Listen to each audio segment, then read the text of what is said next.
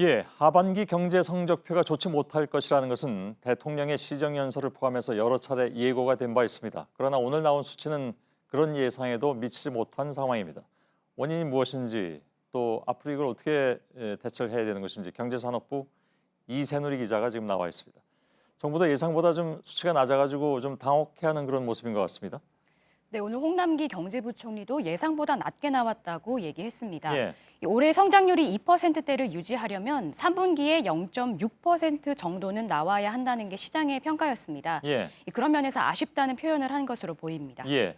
근데 이제 2%가 어느 정도 특별한 의미냐, 그러니까 떨어져서 1.9%와 2%는 0.1%포인트 차이잖아요.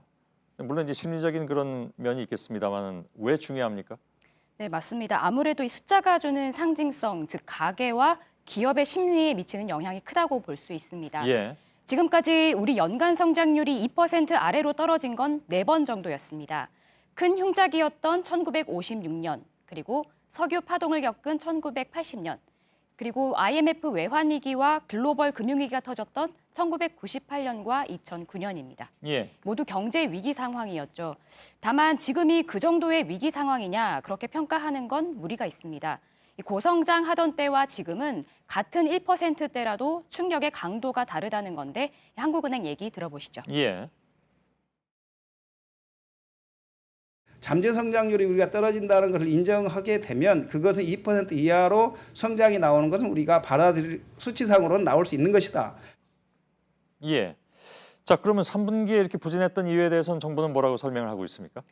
오늘 나온 수치들 중에서 가장 눈에 띄는 건 투자입니다.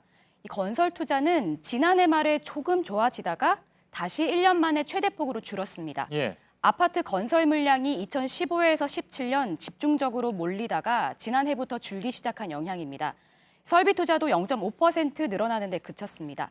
상반기엔 수출이 주로 성장 발목을 잡았다면 최근엔 투자, 즉 내수도 위태로워졌다고 볼 수 있습니다. 예. 자, 정부가 지금 제시하는 것이 재정 확대입니다. 그걸로 다 될 수 있겠느냐 하는 것이 문제죠. 그렇습니다. 지금으로선 당장 기댈 수 있는 건 재정입니다. 이 성장률을 방어하기 위해선 확대가 불가피해 보입니다. 예, 이 홍남기 부총리도 추경 통과가 늦어지는 바람에 효과를 보지 못했다며 아쉬워하기도 했습니다. 다만 재정 투입만으로는 한계가 있습니다. 3분기에 정부가 성장에 기여한 정도를 보면 지난 분기보다 1%포인트나 떨어졌습니다. 계속 쓰다 보니까 효과는 갈수록 줄고 있는 거죠. 예, 또 건설 투자를 늘리면 당장 경기 부양은 되겠지만 이게 정부의 부동산 안정 대책과 충돌할 위험이 있습니다. 예. 무엇보다 우리 경제 잠재 성장률 자체가 계속 떨어지는 게 근본적인 문제인 만큼 이걸 막을 대책이 절실하다는 목소리도 큽니다. 예, 알겠습니다. 이새누리 기자였습니다. 수고했습니다.